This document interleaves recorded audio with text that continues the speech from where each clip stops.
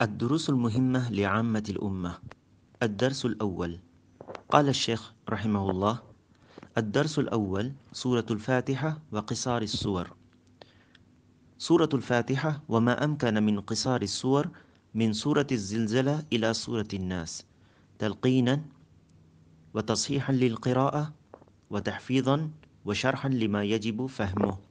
शेख बिन बाज़ रहमहुल्लाह अद्दुरूसुल मुहिम्मा लिअम्मतिल उम्मा के पहले दर्स में कहते हैं, सूरतुल फातिहा और छोटी सूरतों में से जो मुमकिन हो, जैसे सूरत ज़लज़ला से सूरतुन नास तक, तलक़ीन क़िराअत और गलतियों की तस्हीह करते हुए सिखाया जाए।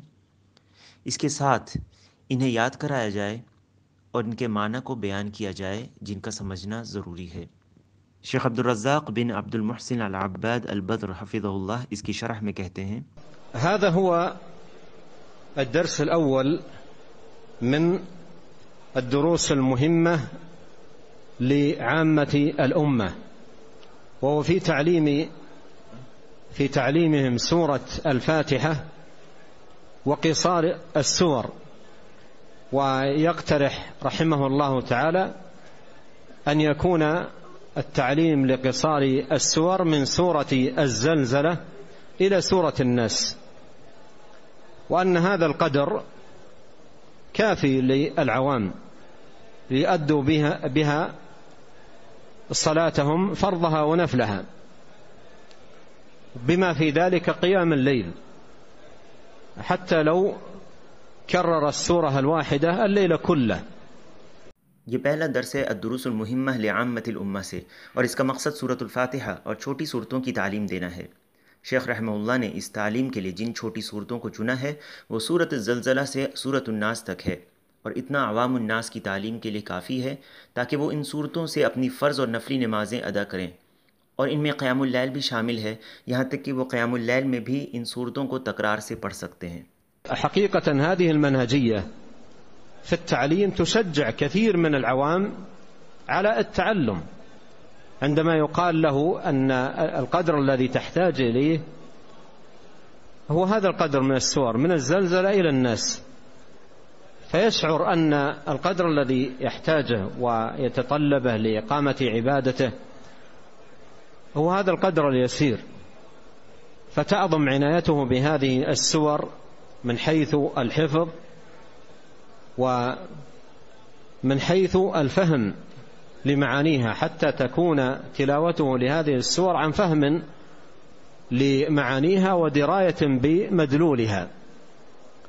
ولهذا لو أن المساجد يخصص فيها حلقا لعوام المسلمين يقتصر فيها على هذه السور، ومن أكملها يقال له أكملت ما تحتاج إليه، إذا أردت الزيادة التحق بالحلقات التي يحفظ فيها القرآن كاملا، أما القدر الذي تحتاجه قد أتقنته، ربما يتقنه بعضهم في شهر، ربما في شهرين، بحسب مقدرته وحافظته.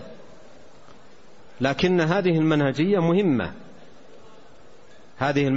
مهمة بحيث يستشعر العامي في جلوسه أن القدر المطلوب منه ليس قدرا كبيرا، وإنما هي سور قليلة يتمكن بإذن الله من إتقانها في شهر أو شهرين أو 3 بحسب مقدرته.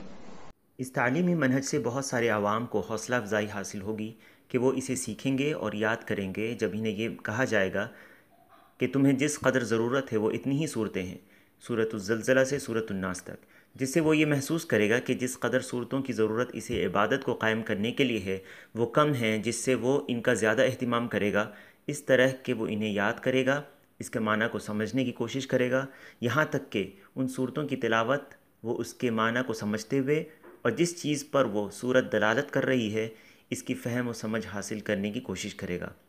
इसीलिए अगर मस्जिदों में आम मुसलमानों की तालीम के लिए ख़ास हलक़े कायम किए जाएँ जिसमें इन्हें इन सूरतों की तालीम दी जाए और इन्हीं पर इक्तिफ़ा किया जाए, और जो उन हलक़ों में तालीम मुकम्मल कर लें उनसे कहा जाए कि तुम्हें जितना सीखना ज़रूरी था इसे तुमने पूरा कर लिया है, और अगर तुम्हें इससे ज़्यादा सीखना है तो उन हलक़ात से जुड़ जाओ जिनमें पूरा कुरान हिफ्ज़ कराया जाता है। तो लोग इन हलक़ात में महीने 2 महीनों में अपनी कुदरत और इस्तिताअत के मुताबिक और अपने हाफ़ज़े के बक़दर इसे पूरा कर लेंगे। ये एक अहम मनहज है, इस तरह के इससे अवामुन नास ये महसूस करेगी कि इन हलक़ों में बैठकर जितना सीखना इनसे मतलूब है वो बहुत ज़्यादा नहीं है, बल्कि ये कम सूरतें हैं जिन्हें बिइज़्निल्लाह याद करने में इन्हें ज़्यादा वक्त नहीं लगेगा। ولهذا حقيقة ينبغي أن يعتني أئمة المساجد بهذه السور التي عينها من الزلزلة إلى الناس مع فاتحة الكتاب تلقا للعوام على الطريقة التي بينها رحمه الله تعالى، وهي عبر خطوات 4. الخطوة الأولى التلقين، قال رحمه الله تلقينا، أي يلقنهم الإمام أو المقرئ أو الحافظ، يلقنهم هذه السور آية آية، يكرر على مسامعهم الآية الأولى مرة ومرتين. فالقرآن يؤخذ بالتلقين، فيسمعونها سماعا صحيحا، ثم يأتي بعد ذلك القراءة منهم لما سمعوه، ويقوم الإمام أو المقرئ أو المحفظ على التصحيح لهؤلاء، ولهذا قال تصحيحا للقراءة. अवाम को इन सूरतों को सिखाने का तरीक़ा इसी तरह होगा जैसा कि शेख ने बयान किया है, और ये 4 मरहलों में होगा। पहला मरहला, इन सूरतों को पढ़ाया जाए, यानी इमाम या कारी या हाफिज़ इन्हें इन सूरतों की एक एक आयत तलक़ीन करें, यानी पढ़ाएं, और इन्हें वो बार बार दोहराएं और सुनाएं। पहली आयत 1 बार, 2 बार, फिर दूसरी आयत, और इसी तरह। कुरान को तलक़ीन से पढ़ने पढ़ाने से हासिल किया जाता है ताकि पढ़ने वाला सही तौर पर सुने। इसके बाद जिन्होंने सुना है वो पढ़ें, और इमाम या कारी या याद करवाने वाला उनकी क़िराअत की तस्हीह व इस्लाह करे। इसीलिए मुसन्निफ़ ने कहा क़िराअत की तस्हीह करना। ثم تأتي المرحلة الثالثة بعد ذلك وهي الحفظ، يحفظ هذا الذي تلقنه وقرأه بين يدي الشيخ وصحح له فيحفظه صحيحا، يحفظه حفظا صحيحا ويكرر. بعض الناس يحتاج إلى أن يكرر السورة 100 مرة أو 200 أو 50 بحسب مقدرته حتى تكون محفوظة عنده حفظا متقنا. फिर तीसरा मरहला है और ये हिफ्ज़ करना है, जिसे इस तालिब ने सुनकर सीखा है और उसे अपने शेख के सामने सही तौर पर पढ़ा है। वो इसे दोहराए जितना इसे हिफ्ज़ करने के लिए काफ़ी हो। बाज़ लोगों को एक सूरत हिफ्ज़ करने के लिए 50 या 100 या 200 मरतबा दोहराने की ज़रूरत होती है ताकि वो इसे अच्छी तरह हिफ्ज़ कर लें।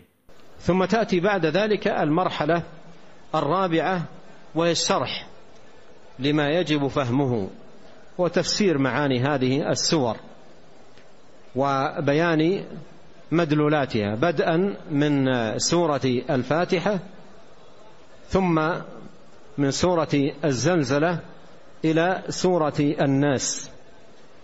وفي هذا المجلس أعلق تعليقا يسيرا على معاني هذه السور التي ذكرها رحمه الله تعالى، بدءا من سورة الفاتحة ثم الزلزلة إلى سورة الناس ببيان مختصر وتفسير موجز. फिर इसके बाद चौथा मरहला है और वो ये है कि इसकी शरह करना जिसका समझना ज़रूरी है, और इन सूरतों के माना की तफसीर करना और इनके मदलूल को बयान करना। सूरतुल फातिहा से शुरू करना, फिर सूरतुल ज़लज़ला से सूरतुल नास तक इसकी तफसीर करना। शेख अब्दुर रज़्ज़ाक़ हफ़िज़हुल्लाह कहते हैं, इस फ़ायदे को पूरा करते हुए मैं इन सूरतों में जिन्हें शेख रहमहुल्लाह ने बयान किया है मुख्तसर तालीक़ के साथ कुछ इनका माना बयान करूँगा, सूरतुल फातिहा से शुरू करते हुए और फिर सूरतुल ज़लज़ला से सूरतुल नास तक मुख्तसर तफसीर के साथ।